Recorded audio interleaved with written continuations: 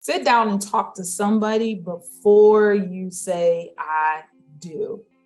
Whether it be your minister, pastor, or even just a lay person who is a counselor. Sit down and talk to somebody before you say I do, because those types of things can easily be identified and sorted out by a third party, somebody who has no buy-in into the situation. Like, for example, for me, I use the SYMBIS approach, which is basically, it's an assessment that talks about where you take the assessment and it talks about all those things that you were talking about. How do you spend money, your finances? Who's the person who do you expect to be responsible for roles in your family? It also looks at your childhood traumas, marriage, mother and father married. And we just kind of use that as a starting platform and as a tool in order to create and have those conversations. Now, being here in the UAE, of course, a lot of the married couples that I've been married counseling with is couples who are from different nationalities and different cultures. So those conversations are so important because we bring our cultures with us into the marriage. Hey, lovely community, welcome to season 2 of Speak Up, Light Up, your podcast and show. We are sharing transformational stories, the truth about the path to success, and lightening up with some tools and strategies for self-discovery and creating your own reality. I'm your host, Valerie Presetio.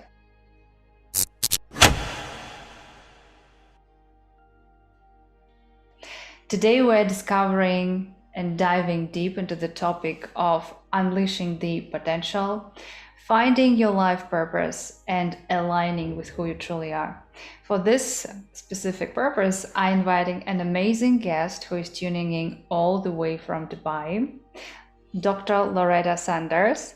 She's a transformational leader, motivational speaker with over 20 years experience as an educator. And she is also a senior pastor in church in UAE. So let's welcome our guest today.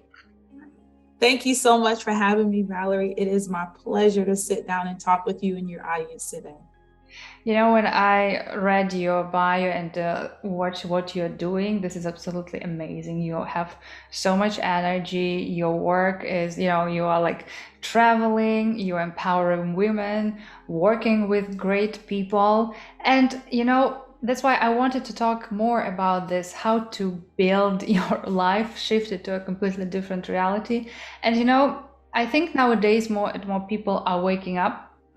I think even my generation, and of course there are still a lot of people for whom things like status, achievements, material-based goals, they are of course important, but this was until specific period of time is the main idea.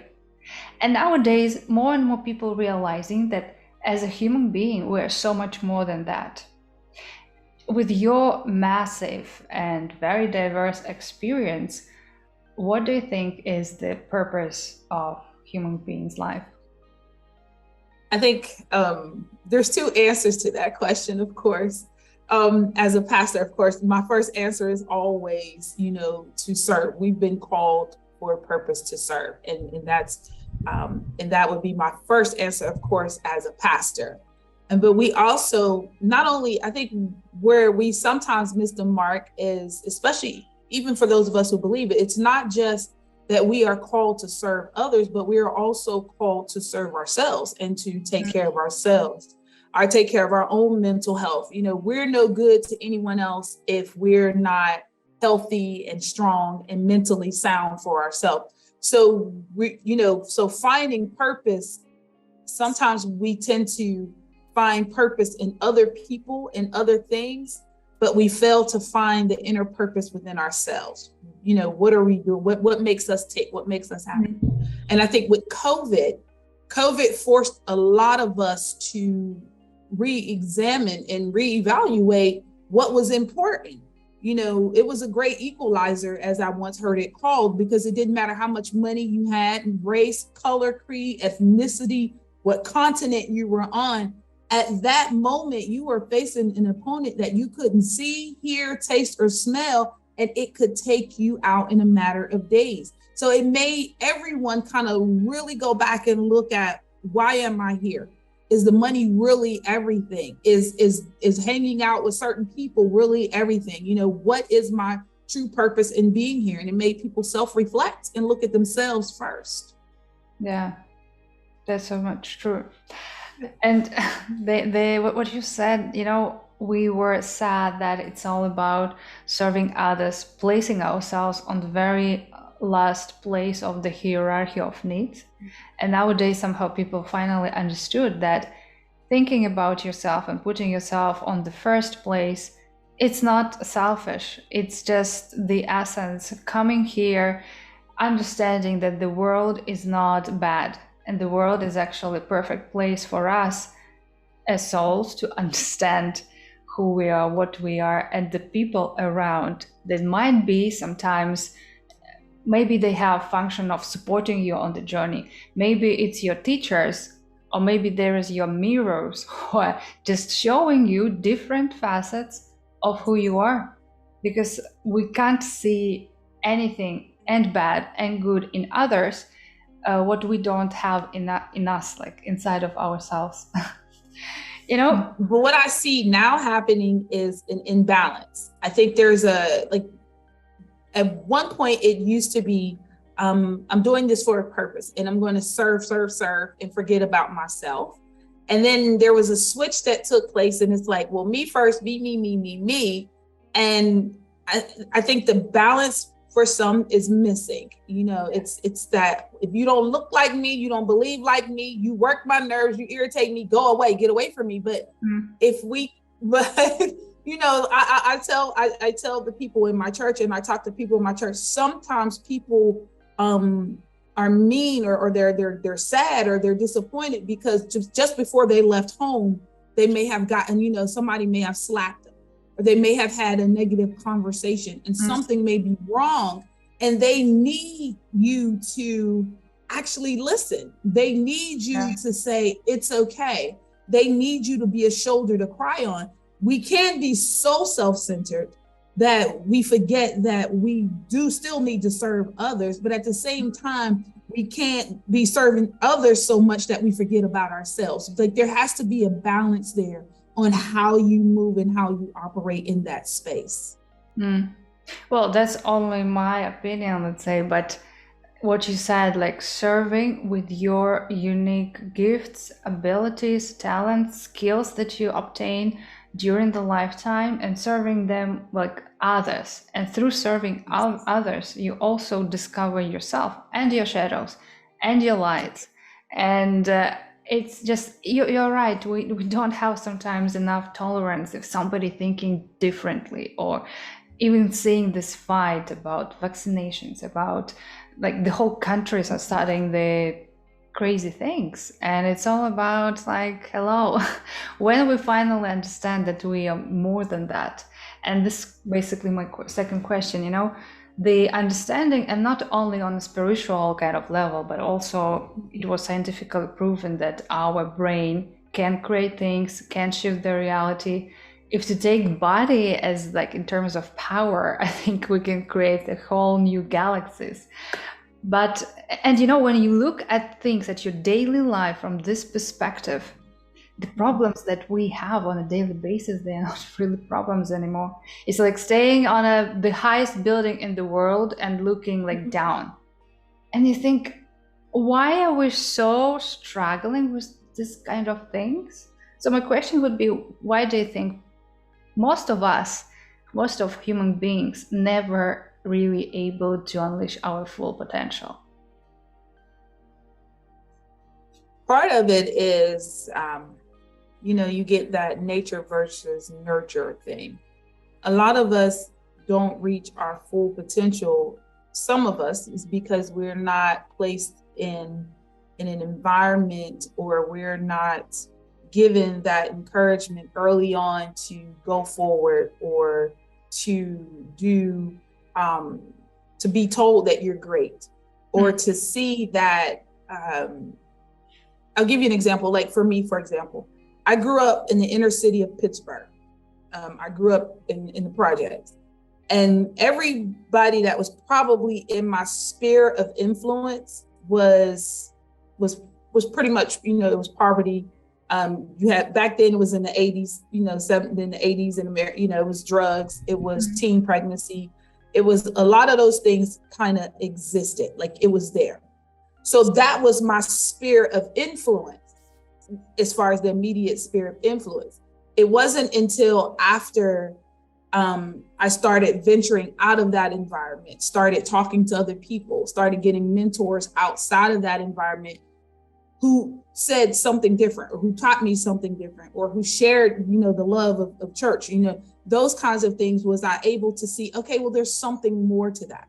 Unfortunately, there's a lot of people who don't get that. So we miss our full, sometimes we miss our full potential. Another area is childhood traumas. We dismiss children and we dismiss those childhood traumas, but they stay with us. They last throughout. If you have a parent who tells a child, you're bad, you're bad, you're bad, you're bad, that child grows up believing they're bad. You have, if there's a child that has been molested, abused, like all of these things play into key factors, understanding and having someone to even just simply, even as a young adult, and once you start working in employment, having a mentor that can teach you and tell you how to have those business conversations. Do you know what I mean? Like all of those things play a key role in people not meeting their full potential. Of course, we can narrow it down and say, you're not trying hard enough, or you're not. But I think there's so many more factors than you're just not trying, not hard enough, that is embedded in people's train of thought and thinking in that thought pattern that can keep them from reaching their full potential.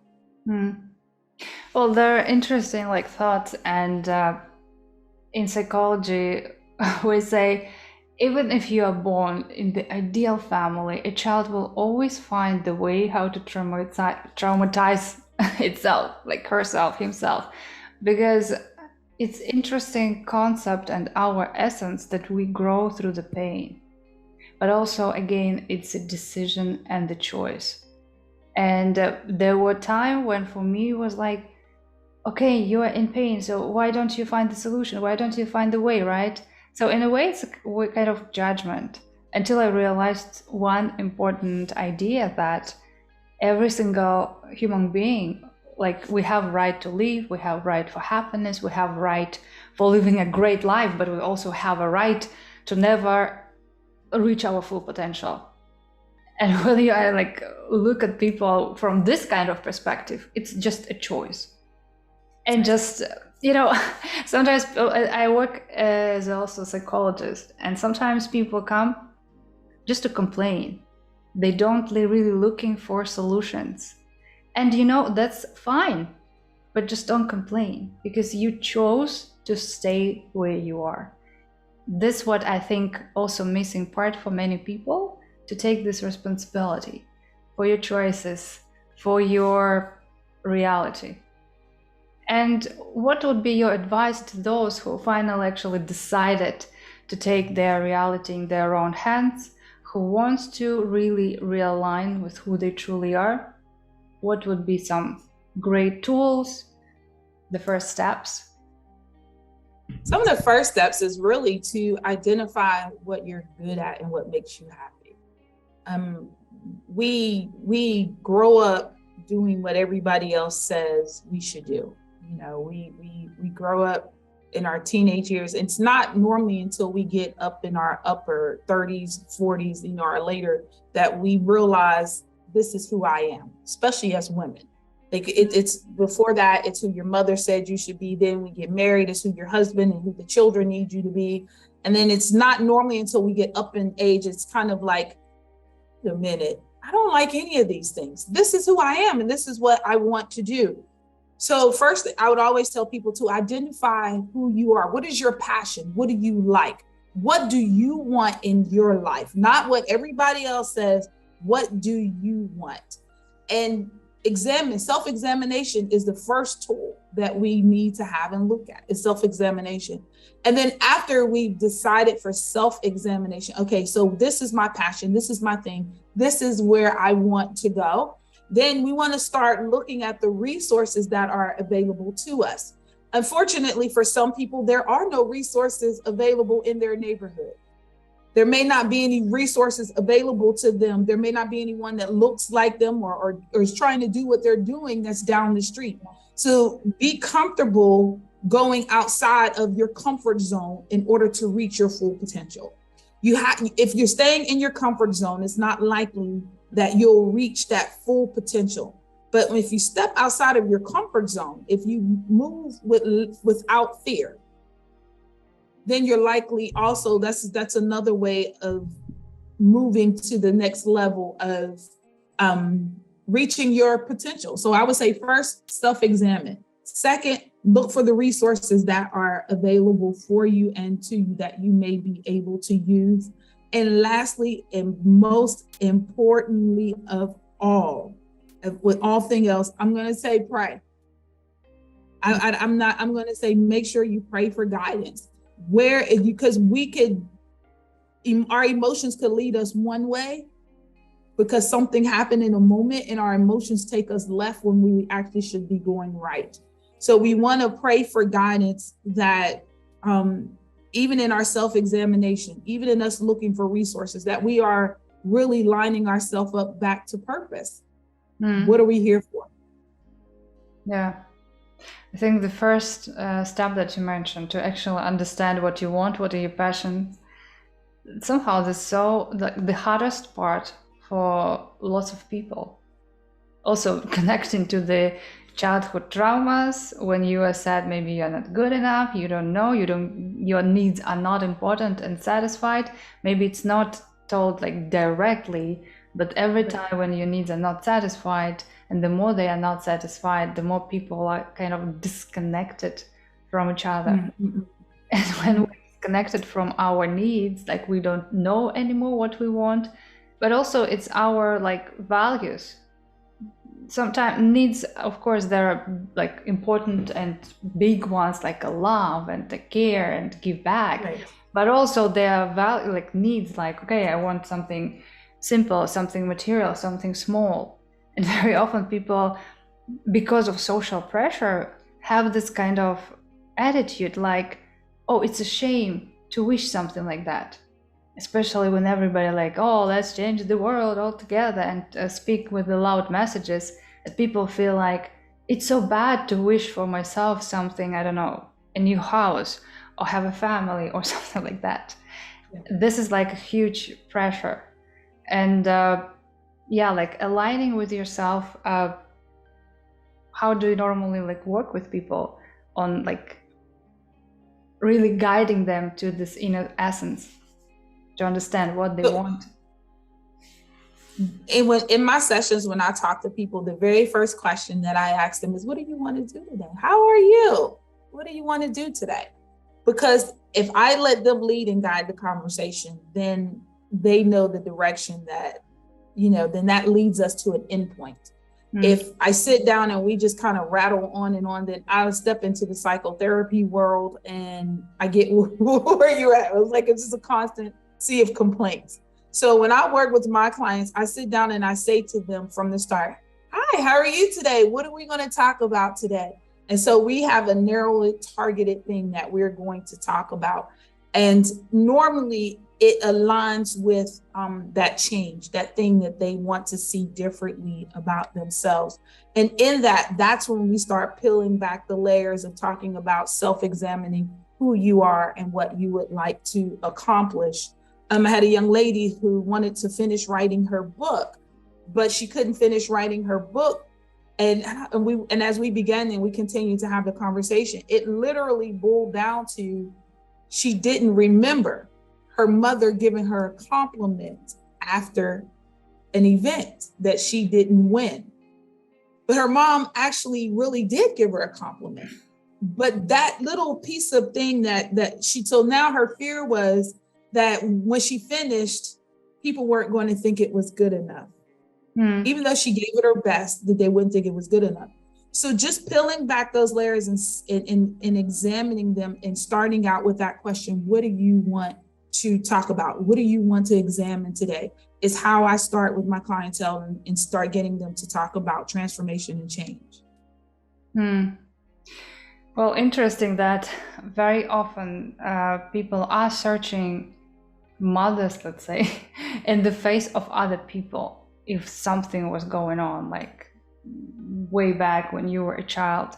And I know that you're also counseling couples. The important note before the marriage. That's important. Before you embark on this kind of journey, you need to know whom you're actually going to marry.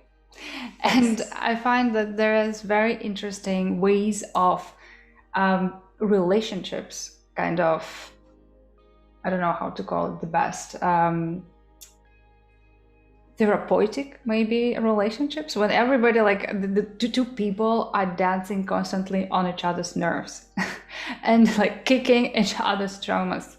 And then they like, when this period of hormone roller coaster is over and they like, oh my gosh, I don't know this person, who is that?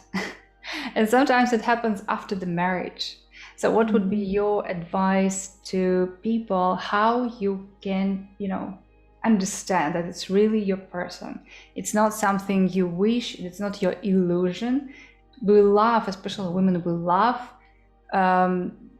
create the image of a man, for example, or the partner better than it actually is. So what would be your advice before they start a new journey, like make the most important decision in their life? My first advice would be get premarital counsel. Sit down and talk to somebody before you say, I do. Whether it be your minister, pastor, or even just a lay person who is a counselor. Sit down and talk to somebody before you say, I do. Because those types of things can easily be identified and sorted out by a third party, somebody who has no buy-in into the situation. Like, for example, for me, I use the SYMBIS approach, which is basically, it's an assessment that talks about where you take the assessment and it talks about all those things that you were talking about. How do you spend money, your finances? Who's the person who do you expect to be responsible for roles in your family? It also looks at your childhood traumas, marriage, mother and father married. And we just kind of use that as a starting platform and as a tool in order to create and have those conversations. Now, being here in the UAE, of course, a lot of the married couples that I've been married counseling with is couples who are from different nationalities and different cultures. So those conversations are so important because we bring our cultures with us into the marriage. We're not even talking about traumas and past relationships and hurts. Just the cultural differences alone can be enough to create a rift in the marriage. So that's how I work with the couples. And I would tell any couple, before you say I do, talk to a unbiased third party that can sit down and say, no, you guys are going to be fantastic. And even maybe those dreadful words that no loving couple want to hear, I think you two need some more time to iron out some things first before you really consider marrying each other. Those are important to anyone who is planning to get married. Did you have maybe any kind of stories when after this kind of counseling, people were actually, it was like a wake-up call for them maybe, or maybe vice versa, they were like understanding, oh my gosh, this is it, this is my soulmate to the rest of my life, or the rest of my life? With the sessions, with the marital counseling sessions, the reason why I brought the culture thing up, because in the UAE, that's the one thing that get lifted the most, is the cultural differences. The different upbringings that we have.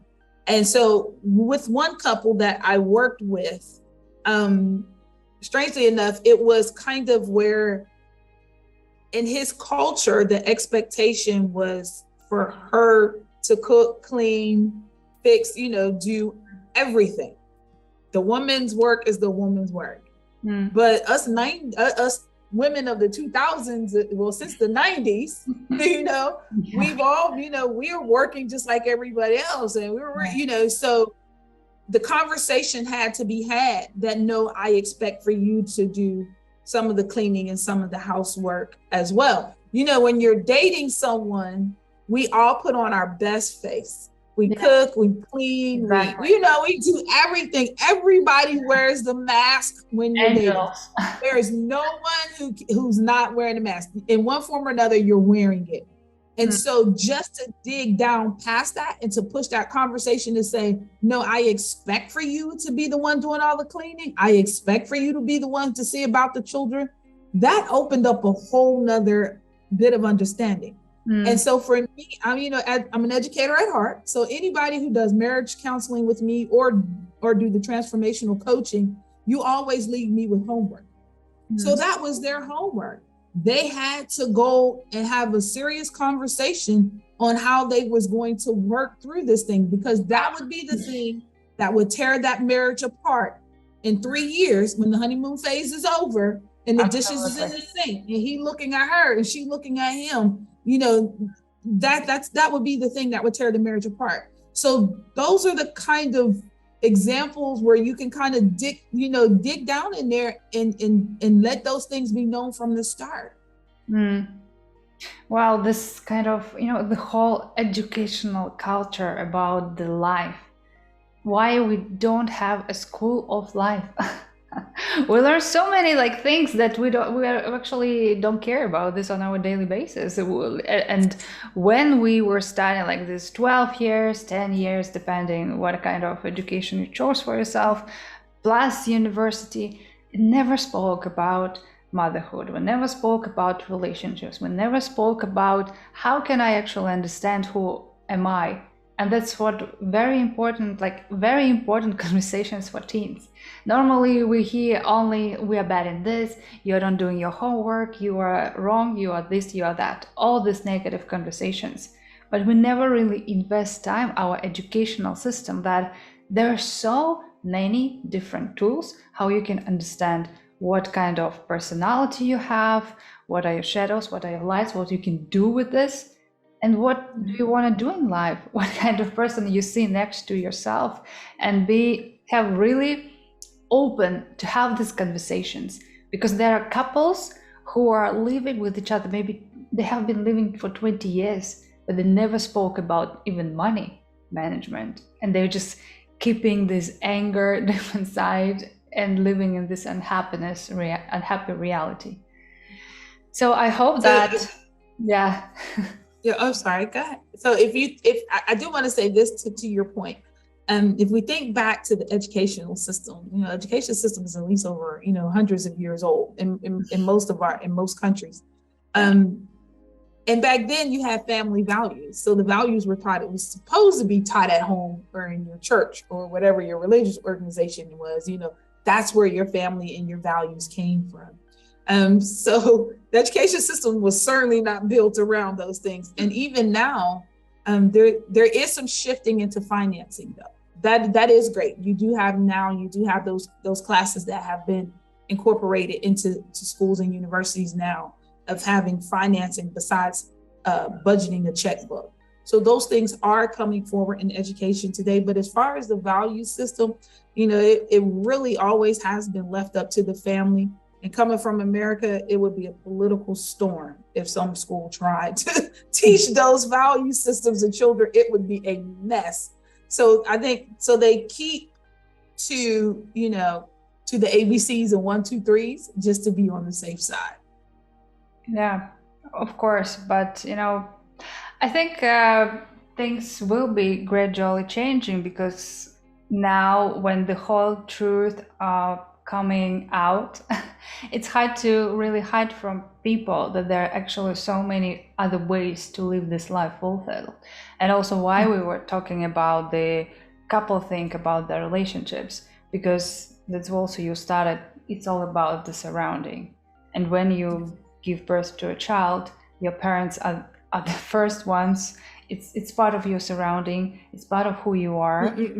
And when you understand better who you are, when you build these fruitful relationships and healthy ones with somebody else, this is like also a way new beginning for the like the next generations when they come into this world.